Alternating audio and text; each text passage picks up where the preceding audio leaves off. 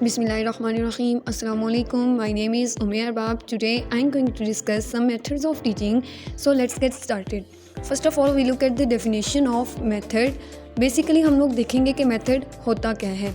Method किसी भी अगर हम कोई भी काम कर रहे हैं उस काम को करने का जो तरीका होता है हम उससे मेथड कहते हैं.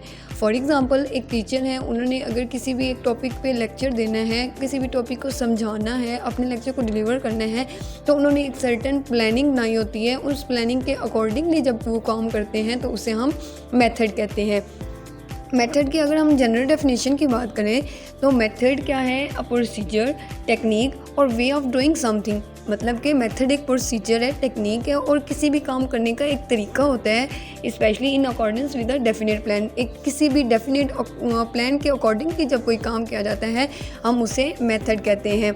मेथड का बेसिकली कंसर्न क्या होता है? How to teach language. कैसे अपने लेक्चर को डिलीवर किया जाए, कैसे किसी चीज़ को सिखाया जाए, उन सब के उनका बेसिक कंसर्न ही ये होता है कि किस तरह हर चीज़ को एक प्रॉपर प्लानिंग के मुताबिक सरअंजाम दिया जाए. तो ये हमारा मेथड कहलाएगा. बेस्ट मेथड डिपेंड्स करता है, the choice of best method depends upon preparation, interest, imagination. Best method जो है वो डिपेंड करता है प्रिपरेशन पे, इंटरेस्ट पे और इमेजिनेशन पे.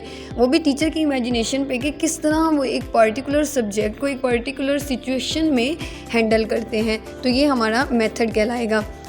Second one is method is a general process of creating interaction between the subject matter offered by the school and students. It has an established sequence of doing something.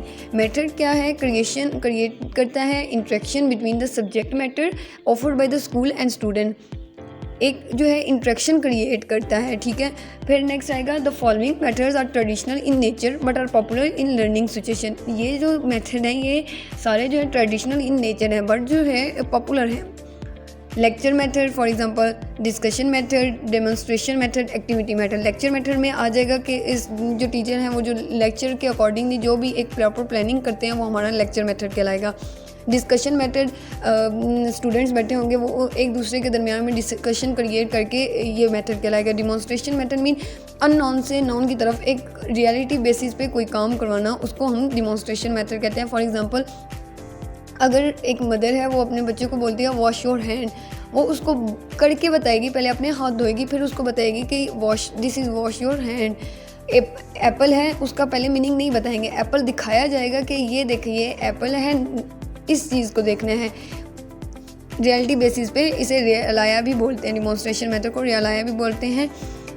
Activity method, कोई भी activity करवा के इस method को create किया जा सकता है. However all these methods are relevant और applicable to the English but depend on time, availability of teacher and resources. ये डिपेंड करता है टाइम स्पेस पे, अवेलेबिलिटी ऑफ टीचर पे एंड रिसोर्सेज पे कि कितनी चीज़ें अवेलेबल हैं या नहीं है. Next is following methods are commonly used by working teachers in school such as translation method, direct method, audiolingual method, Dr. West's new method and substitute method. Translation method क्या है कि एक टारगेट लैंग्वेज को अपनी native language में translate करके बच्चों को समझाया जाने वाला तरीका. डायरेक्ट मेथड क्या है? डायरेक्ट मेथड अगर हम कोई भी नेटिव लैंग्वेज एक सीख रहे हैं, फॉरेन लैंग्वेज या टारगेट लैंग्वेज एक सीख रहे हैं, उसी में ही उसको उसका आइडिया उसी में ही उसकी कन्वर्सेशन की जाए. ऑडियो लिंगुअल मेथड, सुन के बोल के, ऑडियो मीन सुनना और लिंगुअल मीन बोलना. तो सुनने और बोलने से जो मेथड क्रिएट होता है उसे ऑडियो लिंगुअल मेथड कहते हैं. डॉक्टर वेस्ट न्यू मेथड मतलब बुक रीडिंग मेथड जो है वो करवाया जाए ज़्यादा से ज़्यादा ताकि हमारा लिटरेचर जो है जिस लैंग्वेज को हम सीख रहे हैं वो हमारा स्ट्रॉन्ग होता जाए. Next is substitute method. Substitute method होता है एक पर्टिकुलर लैंग्वेज को सब्स्टिट्यूट करके बेटर तरीके से समझाने की कोशिश की जाती है. Next is characteristics of method. It is a planned effort. The spirit of method is the following of how work. एक तो ये प्लान एफर्ट होता है, जैसे पहले ही बताया गया कि एक प्रॉपर प्लानिंग के साथ इस मेथड को किया जाता है. The spirit of method is a feeling of how works, कैसे काम लिया जाए. A method is whole, it includes techniques. इसमें टेक्निक्स भी आ जाती हैं मेथड में. It has establish relationship between subject matter and students. Relationship कायम करता है सब्जेक्ट मैटर और स्टूडेंट्स के दरमियान में. Methods of teaching. Following are the methods of teaching which is known as grammar translation method, direct method को reform method भी कहा जाता है, audiolingual method, communicative approach and electric approach. And next is grammar translation method. Grammar translation method, oldest method of teaching a foreign language. In English learning, grammar translation method is one of the best method being used. Teaching language by teaching, practicing grammar. Mean language सिखाना, grammar के accordingly language को सिखाना. Remain a dominant method from 1840 to 1940 तक dominant language रही, dominant method रहा. Challenge by reformer ने इसको challenge किया, उसके अपोजिट उसकी मुखालफत की. WHD हाउस कहते हैं कि to know everything about something rather than thing itself. उनका मानना ये है कि अगर हम एक लैंग्वेज हैं, उनके ग्रामर वोकैबुलरी वगैरह को सब कुछ सीख रहे हैं, तो उसका क्या फ़ायदा कि हम उसको बोल ना सकें, उसको समझ ना सकें. तो इन्होंने भी इसके ऑपोजिट ही एक theory the. Origin of grammar translation method. This method comes from Indo-Pak with the arrival of British people. This method was already used in the region for Arabic, Persian and Sanskrit by Maulvis and Pandit living there. जो वहाँ के लोग रहते थे वो पहले ही इस method को अप्लाई कर चुके थे. Now it has been used all over the country. In our country it is used in classroom both elementary and secondary school. 9th-10th में भी ये पढ़ाई जाती है. इंग्लिश टू उर्दू हम लोग इसकी ट्रांसलेशन करते हैं. एक नेटिव लैंग्वेज को हम एक टारगेट लैंग्वेज को अपनी नेटिव लैंग्वेज में ट्रांसलेट करके पढ़ाया जाता है. Next is procedure. In this method of teaching, teacher translates word to word, phrases to phrases and sentences to sentences of English into other tongue of the student. When teacher translate word, इसमें ये है कि एक teacher है वो बच्चों को word to word, phrases to phrases समझाता है, फिर उसको ट्रांसलेट करके देता है अपने ही नेटिव लैंग्वेज, अपनी मादरी ज़ुबान में उसको ट्रांसलेट करके देता है. ये इसका प्रोसीजर है. They proceed from unknown to known. जैसे कि वो नेटिव लैंग्वेज के टारगेट लैंग्वेज के बारे में नहीं जानते होते, तो फिर अपनी लैंग्वेज में उसको ट्रांसलेट करके भी समझाया जाता है. At the end of the lesson, teacher asks some questions in learner's native language and in mother tongue. Finally, the teacher may write a model grammatical construction on the blackboard. For example, you are busy, simple sentence लिखा जाता है. Are you busy? Interrogative sentence में उसको तब्दील किया जाता है. You are not busy. Negative sentence में उसको तब्दील किया जाता है. Next is characteristics. कैरेक्टरिस्टिक्स क्या है इसकी? Goal is to read literature while L1 is maintained as a reference. इसका गोल ये होता है कि हमें ग्रामर ट्रांसलेशन मेथड का गोल ये है कि लिटरेचर, जिस लैंग्वेज टारगेट लैंग्वेज जो हम सीख रहे हैं उसका लिटरेचर हमें आना चाहिए. वो किसी भी एक बुक में हो, उसकी ग्रामर, उसकी वोकैबुलरी हमें आनी चाहिए. फोकस किया जाता है रीडिंग और राइटिंग पे. ज़्यादातर फोकस इसमें होता है. मेमोराइजिंग वोकैबुलरी, ग्रामर वोकैबुलरी वगैरह की एक क्रैमिंग करवाई जाती है. Sentence is basic unit of teaching and practice. Sentence इसका बेसिक यूनिट होता है टीचिंग और प्रैक्टिस का. एक्यूरेसी इज एम्फसाइज की जो भी चीज़ है वो बिल्कुल ठीक होनी चाहिए. Grammar is thought deductively by presentation and study of grammar rules which are praised through transition. Deductively method क्या है? एक अननोन की से हमने नॉन की तरफ आना होता है. Students native language is medium. यहाँ पे स्टूडेंट्स की जो नेटिव लैंग्वेज होती है वो मीडियम होती है, उसमें उसको सिखाया जाता है. Next is merits of grammar translation method. The student will develop excellent intensive reading and writing skill and can decode inferences and write complex structure. ये है कि वो complex structure को लिख सकते हैं और जो है उसकी राइटिंग और स्पीकिंग रीडिंग स्किल है वो एबिलिटीज़ अच्छी हो जाती हैं, वो लिख सकते हैं, उसको ग्रामर आती है, वोकैबुलरी वगैरह आती है. इसके लो पोल्स और डीमेरिट्स को अगर हम देखें तो listening and speaking skills are ignored. यहाँ पर लिसनिंग और स्पीकिंग स्किल इग्नोर की जाती है. Students can identify structures if रीडन but can not understand casual language while listening. Language को जो वो लिसन नहीं कर सकते, उनको वो आती नहीं होती. उन्होंने स्पीकिंग और लिसनिंग स्किल पे ज़्यादा फोकस नहीं किया जाता, उन्हें सिर्फ लिखना आता होता है और राइटिंग उनकी स्ट्रॉन्ग होती है, रीडिंग स्ट्रॉन्ग होती है. Likewise they can write good but can not speak fluently. वो फ्लुएंटली बोल नहीं सकते, लिख अच्छे से लेते हैं. And the next one is application of GTM. Use GTM to teach reading and writing skills of forget language. वो ये GTM जो है ना, ये रीडिंग और राइटिंग के लिए बेस्ट मेथड है, लेकिन don't use GTM to teach listening और speak skill of target language. अगर तो हमें ये रीडिंग और राइटिंग अपनी इम्प्रूव करनी है तो हमें GTM मेथड को अप्लाई करना चाहिए. अगर हमें लिसनिंग और राइटिंग स्किल्स को इम्प्रूव करना है तो हमें बाकी सारे मेथड्स को अप्लाई करना होता है. टीचिंग मेथड्स के बेसिकली 4 मेथड होते हैं: listening, writing, speaking and reading. तो हमें ये सारे मेथड्स आने चाहिए. Next is conclusion. Using grammar translation method made the grammatical rules easier. Grammatical rules हमें आसानी से याद हो जाते हैं. The learning process was faster. इसमें लर्निंग प्रोसेस हमारा तेज़ हो जाता है and increase the student capability to answer correctly both oral and written exam and effective on the confidence positively. इसमें यही बात की जाती है, रीडिंग एंड राइटिंग पे फोकस होता है, रीडिंग और राइटिंग पे हमारा फोकस होता है और लिख सकते हैं कॉन्फिडेंस वे में, हम कोई भी एग्जाम है वो अटैम्प्ट कर सकते हैं। The student express themselves correctly in English language not in their first language. And the next method is direct method for language teaching. Background इसका देखें तो in the mid of late 19th century Europe experienced a wave of increasing opportunities of communication due to industrialization and international trade and travel. 19th century में opportunities बन गई, industrialization start होगी, trading start होगी। A need was felt to develop oral proficiency in foreign language. Foreign language को oral speaking listening पर focus ज़्यादा हो गया, उसकी नीड ज़्यादा बढ़ गई। Historical perspective adopted in 1900 as a response of GTM method के अपोजिट में ये बना गया। Goin was the first one in 19th century to build a methodology based on language learning in a natural way। Language को एक natural way में समझाने का एक मेथड उसने क्रिएट किया। Based on point of view German scholar Frank ने भी उसका भी पॉइंट ऑफ व्यू यही था।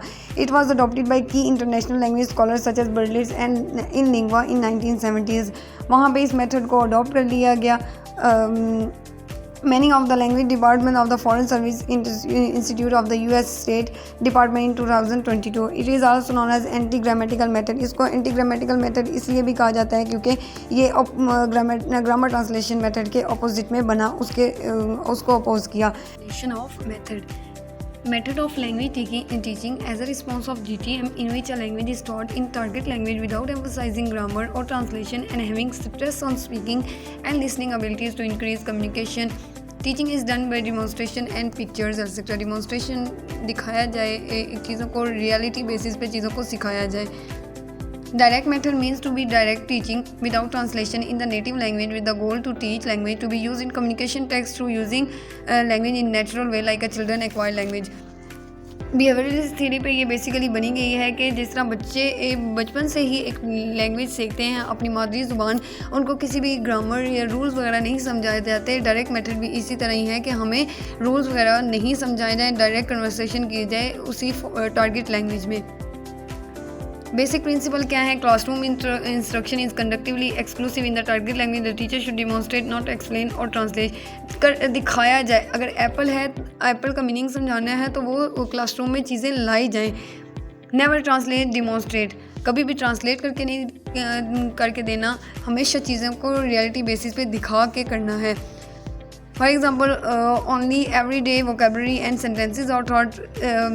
ये देखें, छोटी छोटी चीज़ें जो एवरी डे वोकेबलरी है ना, वो चीज़ें दिखाई हैं। फॉर एग्ज़ाम्पल टेलीविज़न है, प्रिंसेस है, तोता है, इस तरह की सारी वोकेबलरी जो डेली बेसिस पे वोकेबलरी यूज़ होती है वो सिखाई जाए।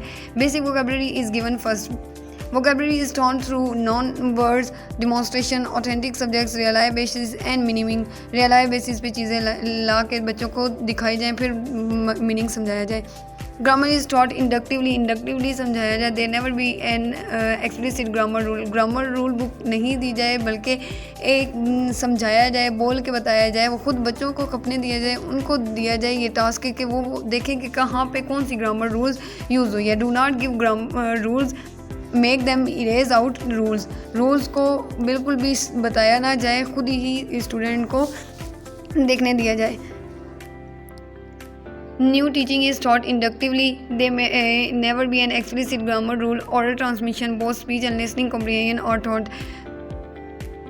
ऑडियो विजुअल एड्स यूज़ किए जाएँ, बच्चों को लिसनिंग मूवीज़ वगैरह सुनाई जाएँ, लिसनिंग पे ज़्यादा फोकस किया जाए, फिर ही स्पीकिंग पे फोकस किया जाए। The teacher by asking the student to make a choice gets to correct him error। language by self correction। खुद उनको गलतियाँ, उन्हें कहा जाए कि गलतियाँ निकालने के यहाँ पे कौन सी चीज़ें इस्तेमाल होनी है, यहाँ पे कौन सा वर्ब, कौन सा सेंटेंस यूज़ होना है। The syllabus is based on situation topics not usually on linguistics such as contextual topic। जो contextual topics हैं वो यूज़ किए जाएँ। सिलेबस जो यूज़ होता है वो सिचुएशन और टॉपिक पे ज़्यादा चीज़ें समझाई जाती हैं। Correct pronunciation is emphasized। Student should learn to think in the target language as soon as possible. उनको टारगेट लैंग्वेज में ही सोचने पर भी मजबूर किया जाए, टारगेट लैंग्वेज में ही जो भी सोचें वो उसी लैंग्वेज में ही सोचें, अपनी मादरी ज़ुबान में मत सोचें। The purpose of language learning is communication, communication है लैंग्वेज लर्निंग का जो purpose. Therefore students need to learn how to ask question as well as answers them. Communication first preference, यहाँ पे कम्युनिकेशन को फर्स्ट प्रेफरेंस दी जाती है। इसका origin देखें तो ये ओरिजिन है फ्रांस, इसका ओरिजिन है प्रिंसिपल, जहाँ पे ये प्रिंसिपल बनाए गए इसके वो जर्मनी में बनाए गए। एम क्या है, English to English teaching language to make able students to think in English, सोचने भी उनको इंग्लिश में ही सोचने पे मजबूर किया जाए। यूनिट क्या है, इसका यूनिट सेंटेंस है। मेथड इंडक्टिव मेथड है, मेन फोकस किस पे है, स्पीकिंग और लिसनिंग पे। अदर नेम इसको नेचुरल मेथड भी कहा जाता है। Next is Characteristics of direct method. No translation is allowed. No use of mother tongue. Mother tongue को भी यूज़ नहीं किया जाता. Direct bond between word and idea. Idea और word के दरमियान भी direct bond होना चाहिए. No focus on grammar rules. Vocabulary are taught through real life objects and other visual materials. Merits देखें तो command over language by speaking English all the time. It provides fluency of speech. जब हम बोलते हैं उसमें fluency होती है। Pronunciation get better based on educational principle पर ये बेस करती है। डीमेरिट्स अगर हम इसके देखें तो टाइम टेकन प्रोसेस है, एक्सपेंसिव है क्योंकि इसमें ऑडियो विजुअल एड्स वगैरह यूज़ किए जाते हैं। टीचर को भी एक बाकायदा उस पर पूरी ग्रिप हासिल होनी चाहिए, तो ये एक्सपेंसिव है। Grammar is not taught systematically grammar नहीं सिखाई जाती। Not use for over crowded class. इसके डीमेरिट्स में ये भी आता है कि अगर क्लास में बच्चे ज़्यादा होंगे तो ये उसके लिए यूज़फुल नहीं होगा। Ignore reading to writing aspect, इसमें रीडिंग और राइटिंग एस्पेक्ट्स को इग्नोर किया जाता है। ग्रामर ट्रांसलेशन में रीडिंग और राइटिंग को पर ज़्यादा फोकस किया जाता था और इसमें ज़्यादा स्पीकिंग और लिसनिंग स्किल पे फोकस किया जाता है। रिक्वायर्ड प्रोफिशिएंट टीचर रिक्वायर होता है। कंक्लूजन अगर हम देखें तो direct method is very effective to use language learning language by the teacher to implement in the class. The student can understand easily if the teacher uses direct method because this method enhances the communication skill of the student. Communication skill को enhance करता है। Focus on teaching skills of the learner, teaching skills की abilities पर focus किया जाता है। Goods for the class of small size, अगर तो बच्चे कम होंगे तो ये उनके लिए बेनिफिशियल होगा। Next is third method is audio lingual method. Audiolingual method. The word audio means listening and lingual means speaking. In this method of teaching, emphasis is laid on listening and speaking skills, which would form the foundation to develop the skills of reading and writing. Basically ये होती क्या है audiolingual method? सुनने और बोलने पर तवज्जो कायम करने वाली ज़ुबान की तालीम का एक तरीका होता है जिसे हम ऑडियोलिंगुअल मेथड कहते हैं। The audiolingual method is also called the structural approach and is also called oral method. Next is audiolingual method is also known as Newkey method or Army method. Originated during the World War II. World War II में ये originate की गई. It is a method used for teaching foreign language where students are made to listen to the teacher speak using the target language and then repeat after the teaching in order to learn the language. Teacher एक target language को बोलते हैं ये और इसको repeat किया जाता है, उसी टारगेट लैंग्वेज में रिपीट किया जाता है।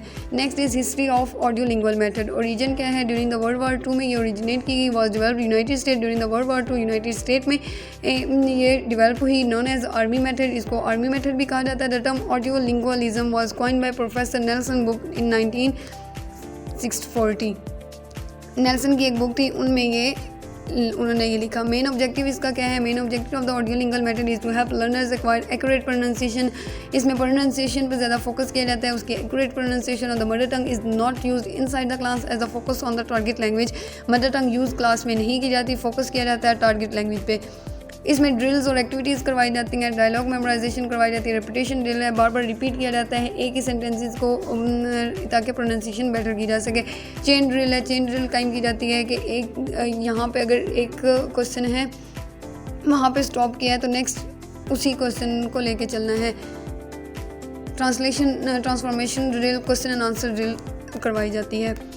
Next is advantages. The students who learning language first time can easily get sufficient language, जो कि फर्स्ट टाइम लैंग्वेज सीख रहे हैं वो ईजिली उस लैंग्वेज को एक्वायर कर सकते हैं। This method is helpful to increase vocabulary से इंक्रीज होती है।